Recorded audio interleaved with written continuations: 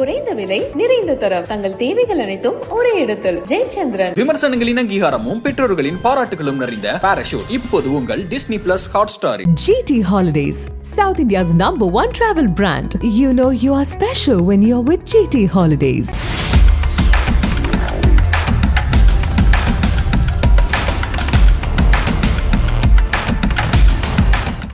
இன்னைக்கு தெலுங்கு சினிமாவின் மிக முக்கிய நடிகராக இருக்கக்கூடிய அல்லு அர்ஜுன் கைது செய்யப்பட்டிருக்காரு. எல்லாரும் அறிஞ்சது தான், அந்த புஷ்பா 2 படம்ங்கிறது பலத்த எதிர்பார்ப்புகள் மத்தியில் வெளியாகிருக்கு. இதற்கு முன்னாடி அவர் பல ஊரில் போயிட்டு படத்துக்கான ப்ரொமோஷன்லாம் பண்ணிட்டு இருந்தார். பீகாரில் கூட ஒரு பெரிய அளவிலான கூட்டம் அவருக்காக கொண்டுச்சு. இப்போ இதில் ஒரு பகுதியாக தான் ஹைதராபாத்தில் அந்த படத்தோட முதல் காட்சி ப்ரீமியர் ஷோ, அதாவது சந்தியா தேட்டர், அங்கே மிக பிரபலமான தேட்டர், அந்த தேட்டரில் இந்த படத்தை ஸ்க்ரீன் பண்ணியிருக்காங்க. அப்போ என்னென்னா உரிய முன்னனுமதி இல்லாமல் வாங்கிட்டதா அப்போயே ஒரு சர்ச்சை எழுந்துச்சு. அதை அடுத்து தான் அந்த ஷோவுக்கு அல்லு அர்ஜுன் ரொம்ப வெளிப்படையாக வந்தார். பொதுவாக இந்த மாதிரி படங்களுக்கு வரும்போது நடிகர்கள் முகத்தை மூடிக்கிட்டோ இல்லை தெரியாதனமாகவும் வந்துட்டு போவாங்க. விஜய் கூட இந்த மாதிரி 2-3 இது வந்திருக்காரு, தனுஷ் வந்திருக்காரு, பார்த்துருக்கோம். இவர் ரொம்ப வெளிப்படையாக அவர் மனைவி ராஷ்மிகா மந்தானா, இசையமைப்பாளர் தேவிஸ்ரீ பிரசாத், இது எல்லாருமே தேட்டருக்குள்ளே போகிறாங்க. ஏற்கனவே இந்த இடம் வரப்போகிறாங்கிறத அறிஞ்சு ரொம்ப கூட்டமாக காணப்பட்டுச்சு. இவர் போயிட்டு வரத்துக்குள்ளே அங்கே 35 வயது மதிக்கத்தக்க ரேவதி அப்படிங்கிற ஒரு பெண் கூட்டத்தில் நெரிசலில் இறந்துடுறாங்க, சிக்கி. அவங்களோட மகன் கூட ரொம்ப பரிதாபமான நிலையில் மருத்துவமனையில் சேர்க்கப்பட்டு அப்புறம் உடல் நலம் தேறி வந்தார். இந்த நிலையில் எல்லாத்துக்கும் காரணம் அல்லு அர்ஜுன் தான். உரிய அனுமதி இல்லாமல் படத்தை வெளியிட்டு அந்த தியேட்டர் நிர்வாகம் தான். அது மட்டும் இல்லாமல் அல்லு அர்ஜுனுடைய பாடி கார்ட்ஸ் அந்த கூட்டம் ஏற்கனவே பிரச்சனையாக இருக்கிறப்ப இவங்க மேலும் அந்த கூட்டத்தை அல்லு அர்ஜுனுக்கு பாதுகாப்பு வழங்குற அப்படிங்கிற பேரில் பிடிச்சி தள்ளி விட்டாங்க. அது இன்னும் அந்த சிக்கலை மேலும் அதிகப்படுத்தினுச்சு. இதனால அந்த ரேவதி இறந்தாங்கல்ல, அவரது கணவர் வழக்கு பதிவு பண்ணியிருந்தாரு. அவர் அல்லு அர்ஜுனை கைது பண்ணணும், தப்பான ஒரு நோக்கம் அப்படின்னு சொல்லியிருந்தாரு. இதை அடுத்து ரொம்ப நாளாக அந்த கேஸ் போயிட்டு இருந்துச்சு. இப்போ என்ன பண்ணியிருக்காங்கன்னா, அவரை கைது பண்ணியிருக்காங்க. எந்தெந்த சட்டம் பார்த்தீங்கன்னா, தெரிஞ்சே ஒரு கொடும் குற்றத்தை செய்யறது, வேண்டும்னே ஒரு பெரிய தவறு செய்யறதுங்கிற அந்த வழக்குகள் அடிப்படையில் அவரை இப்போ கைது செஞ்சிருக்காங்க. அவர் வீட்டிலேயே போய் அரெஸ்ட் பண்ணியிருக்காங்க. இது ஒரு பரபரப்பான சூழலை தான் ஏற்படுத்தியிருக்கு. இது ஒரு பக்கம் இந்தியா முழுக்க பிரேக்கிங் நியூஸ் ஆனாலுமே, இன்னொரு மிக முக்கியமான பிரேக்கிங் நியூஸ் என்ன அப்படின்னா, இந்தியாவுக்கு ஒரு வரலாற்று சிறப்புமிக்க தருணம்னு சொல்லலாம். 18 வயசு குகேஷ் உலக செஸ் சாம்பியனா அப்போ பட்டம் பெற்றிருக்காரு. இது இந்தியாவில் ஒரு மிகப்பெரிய கொண்டாட்டத்தை ஏற்படுத்தியிருக்குன்னு சொல்லலாம். குகேஷ் தமிழகத்தை சேர்ந்தவர். இவர் தான் இளம் வயதிலேயே உலக செஸ் சாம்பியன் பட்டம் வாங்குறது குகேஷ் தான். அந்த வரிசையில் பார்த்தீங்கன்னா தமிழகத்தை தாண்டி இந்தியாவுக்கு ஒரு பெருமைமிகு தருணம் தான் சொல்லலாம். நம்ம எல்லாம் யூஸ்வலாக சொல்லுவாங்க இல்லையா, சென்னை தான் இந்தியாவோட செஸ் கேபிட்டல் அப்படின்னு சொல்லுவாங்க இல்லையா, அதற்கான காரணம் இப்போ மீண்டும் நிறுவனமாக இருக்குது. ஏன்னா விஸ்வநாத் ஆனந்த் இருந்தார் இல்லையா, அவர் முன்னாடி செஸ் சாம்பியனாக இருந்தார்.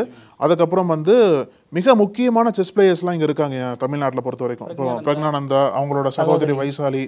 அதை தொடர்ந்து குகேஷ் இப்போ உலக அரங்கத்தில் தமிழகத்திற்கும் இந்தியாவுக்கும் மீண்டும் ஒரு பெருமையை சேர்த்திருக்காரு. இந்த இளம் வயதில், அதாவது அவர் 11 வயசாக இருக்கும் போதே சொல்லியிருக்காரு, என்னோட கனவு உலக சாம்பியன் ஆகணுன்றது. அடுத்த 7 ஆண்டுகளில் அந்த கனவர் நிறைவேற்றிருக்காரு. 18 வயசுலேயே இந்த உலக செஸ் சாம்பியன் பட்டத்தை வாங்கி உலகம் முழுக்கவே இவரை நோக்கி திரும்ப வச்சிருக்காருன்னு தான் சொல்லணும். இதில் இப்போ நீங்கள் இந்தியாவே பெருமை கொள்றதுன்னு ஒரு விஷயம் சொல்கிறீங்க. இன்னொரு பக்கம் இந்தியாவே ஒரு பரபரப்பான சூழலில் நாடாளுமன்றத்தில் காணப்படுது. அந்த ஒரே நாடு ஒரே தேர்தல், இது பாஜக ஒன்றும் புதுசாக சொல்லலை, பல நாட்களாக சொல்லிட்டு தேர்தல் அறிக்கையில் இடம்பெற்றது தான். இப்போ நாடாளுமன்றத்தில் இது மசோதாவாக தாக்கல் செய்யப்பட போகுது. இது பலத்த எதிர்பார்ப்புகளை கிளப்பியிருக்கு. ஏன்னா பெரும்பான்மையே இல்லாத பாஜக, கூட்டணியோடு சேர்த்தா கூட அந்த 3/2 பங்குங்கிறது வராத ஒரு பாஜக இந்த மசோதாவை எப்படி எடுத்துகிட்டு வருது, இதை எப்படி சட்டமாக்க போகுதுங்கிற கேள்வியெல்லாம் எழுந்திருக்காமா. இதில் இன்னொரு மிக முக்கியமான கேள்வி என்னன்னா, இது ஒரு கான்ஸ்டியூஷனல் சேஞ்ச் இல்லையா, அரசியல் அமைப்பையே ஒட்டுமொத்தமாக மாற்றுறதுனால இது பார்லமெண்ட்டையும் தாண்டி 3/2 பங்கு மாநிலங்கள் சட்டசபையிலையும் இந்த சட்டம் நிறைவேறணும் அப்படின்ற ஒரு தேவை இருக்கு. இந்த மசோதா நிறைவேறினா மட்டும்தான் இந்தியா முழுக்கவே இந்த சட்டம் செல்லுபடியாகும். ஏன்னா அந்த ஒரே நாடு ஒரே தேர்தல் சட்டசபை தேர்தல், பாராளுமன்ற தேர்தலை மட்டும் மாற்றலை, இங்க இருக்கக்கூடிய உள்ளாட்சி அமைப்புகளுக்கு தேர்தல் நடக்கும் இல்லையா, அதையும் மாற்றி அமைக்கிறாங்க. ஸோ உள்ளாட்சி அமைப்புன்றது அந்தந்த மாநில அரசு கீழே தான் வரும். அதனால 3/2 பங்கு மாநிலங்கள் இந்த மசோதாவை ஆதரித்தால் மட்டும்தான் இந்த மசோதா இந்தியா முழுக்க சட்டமாக மாறும் அப்படின்ற ஒரு சட்டம் இருக்கு இல்லையா, அதை எப்படி சாத்தியம்னு தெரில. ஏன்னா 3/2 பங்குன்னு வரும்போது எதிர்கட்சிகள் ஆட்சி செய்யக்கூடிய மாநிலங்கள் ஆப்வியஸாக இந்த சட்டத்தை ஆதரிக்க மாட்டாங்க. கேரளா, தமிழ்நாடு, அப்புறம் வெஸ்ட் பெங்கால், அப்புறம் கர்நாடகா, இது மாதிரி போன்ற மாநிலங்கள்லாம் சட்டத்தை ஆதரிக்க மாட்டாங்க. இதையும் தாண்டி இன்னைக்கு பார்லமெண்ட்ல ஒரு வேளை பாஸ் ஆயிடுச்சு அப்படின்னா இங்கே இந்த சட்டம் ஃபெயிலியர் ஏதாவது வாய்ப்பு இருக்கு அப்படின்றலாம் சொல்றாங்க இல்லையா. இந்த சட்டத்தை எதிர்க்கிற விதமா தமிழக துணை முதலமைச்சர் உதயநிதி என்ன சொல்லியிருக்காரு அப்படின்னா, இந்த சட்டம் மத்தியிலையும் சரி மாநிலத்திலையும் சரி ஒரு சர்வாதிகார போக்கு அமைக்கிறதுக்கு களமா செயல்பட போகுது. எதிர்கட்சிகள் எங்கெல்லாம் ஆட்சி செய்யறாங்களோ அங்கெல்லாம் ஆளுநர் மூலியமா மத்திய பாஜக அரசு ஆட்சி செய்யறதுக்காக சட்டம் கொண்டு வந்திருக்காங்க. இதை வந்து நம்ம ஆரம்பத்திலிருந்து எதிர்க்கணும். முதலமைச்சர் ஸ்டாலின் தலைமையில அந்த சட்டத்தை நாங்க எதிர்க்க போறோம், மாநிலங்களோட உரிமையை வந்து நாங்க பாதுகாக்க போறோம் அப்படின்ற ஒரு காட்டமான அறிக்கை வந்து அவர் கொடுத்திருக்காரு. தமிழக முதல்வரும் அதை சொல்லியிருக்காரு. இது வந்து கொடூரமான ஒரு சட்டம், இதை வந்து நிறைவேற்றவே விடக்கூடாது அப்படின்னு சொல்லியிருக்காரு. இதுல பெரும்பாலும் பாதிக்கப்படுறது பாத்தீங்கன்னா நீங்க சொன்ன மாதிரி பிஜேபி ஆளாத மாநிலங்களில் உள்ள அரசுகள் தான் பாதிக்கப்படும். இப்போ இந்த சட்டம் வருதுன்னா 2029 வரும்னு சொல்றாங்க. அதன்படி பாத்தீங்கன்னா 2026 தேர்தல் நடக்கும். அதை அடுத்து திமுகவோ அதிமுகவோ அல்லது வேறு எந்த கட்சி ஆட்சி பொறுப்பு ஏற்குதோ அந்த கட்சி வந்து அதனுடைய ஆட்சியை கிட்டத்தட்ட 3 வருடங்களே அது காலாவதி ஆயிடும். அதுக்கு அடுத்து 2029 எல்லாருக்கும் தேர்தல் வர்றப்ப பெரிய சிக்கலை சந்திக்கும் தமிழ்நாடு. அது இல்லாம உள்ளாட்சி தேர்தல், சட்டமன்ற தேர்தல், நாடாளுமன்ற தேர்தல் எல்லாம் ஒரே ரோல வர்றதுனால பேசு பொருள் மாறும். உள்ளாட்சி தேர்தலில் எங்க குழாயில பிரச்சனைங்க, தண்ணி வரல, இந்த ஏரியா சரி பண்ணல, டிரான்ஸ்ஃபார்மர், இப்படி பல பிரச்சனைகள் மக்கள் சொல்ற இடத்துல எல்லாமே மோடியா ராகுலாங்கிற மாதிரி அங்கேயும் போயிடும். சட்டமன்றத்துக்கும் அதுதான் பேசு பொருளா இருக்குங்கிறப்ப மக்களுடைய பிரச்சனைகள் பின்னுக்கு தள்ளப்பட்டு எது முக்கியமானதோ அந்தந்த பகுதிகளுக்கு எது முக்கியமானதோ அது விவாதிக்கப்படாம தேசிய அளவில் எது பேசு பொருளா இருக்கோ அதுதான் எல்லாத்துலயும் வரும்.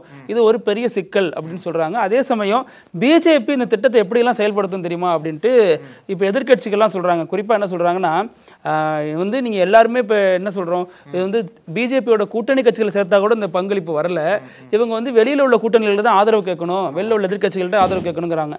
அதுல என்ன சொல்றாங்க அப்படின்னா, சிலர் வந்து இதுக்கு வரவே மாட்டாங்க, வாக்களிப்பின் போது இருந்தா தானே, இருக்கிறவங்களை வச்சு தானே வாக்களிப்பு. ஸோ பிஜேபியினுடைய திட்டம் என்னன்னா அவங்களை வரவிடாம அவையில் இருக்கிறவங்களை மட்டும் வச்சு பண்ண போகுது. அதே சமயம் மாற்றுக் கட்சியை சேர்ந்த எம்பிக்களுக்கும் எப்படியெல்லாம் இடி இருக்கு, இந்த மாதிரிலாம் இருக்கு, அதையெல்லாம் வச்சு நெருக்கடி கொடுத்து அவங்களை வரவிடாம ஆக்கிட முடியும் அப்படின்னு எதிர்க்கட்சிகள் சார்பாக இந்த குற்றச்சாட்டுகள் முன்வைக்கப்படுது. அழகு. ஆமா, ஒரு வாட்டி பாத்தீங்கன்னா அதிமுக பண்ணாங்க இல்லையா, ராஜ்யசபால இருந்து வெளிநடப்பு செஞ்சாங்க. அவங்க பண்ண வெளிநடப்பு பாஜக சாதகமாக தான் போச்சு. அதே மாதிரி தான் பல்வேறு எதிர்க்கட்சிகள் பாஜகவை எதிர்க்கிறன்ற பேர்ல பார்லமெண்ட்ல இருந்து அந்த சட்டத்திற்கு எதிராக வாக்களிக்காம வெளிநடப்பு பண்ணாலுமே அது வந்து இன்டைரக்டா பாஜக தான் ஃபேவரா போகும். இப்போ இன்னொரு விஷயம் நீங்க சொன்னீங்க இல்லையா, மக்களோட பிரச்சனையை பின்னுக்கு தள்ளி அந்த அரசியல் பிரச்சனையை வந்து அதிகமா பேசுவாங்கன்னு சொல்றீங்க இல்லையா, இந்த மாதிரி ஒரு பிரச்சனை வந்து வெஸ்ட் பெங்கால்ல நடந்திருக்கு. இந்த சம்பவம் என்ன அப்படின்னா, அங்க இருக்கக்கூடிய ஆளும் டிஎம்சி கட்சி, திரிணாமுல் காங்கிரஸ் கட்சியை சேர்ந்த ஒரு எம்எல்ஏ என்ன சொல்லியிருக்காருன்னா, அவரோட பகுதியில வந்து ஒரு மசூதி கட்ட போறேன், என்னோட பகுதியில் வந்து இஸ்லாமியர்கள் அதிகமாக இருக்காங்க, அதனால மசூதி கட்ட போறேன்னு சொல்லிட்டு ஒரு அறிவிப்பு சொல்லியிருக்காரு.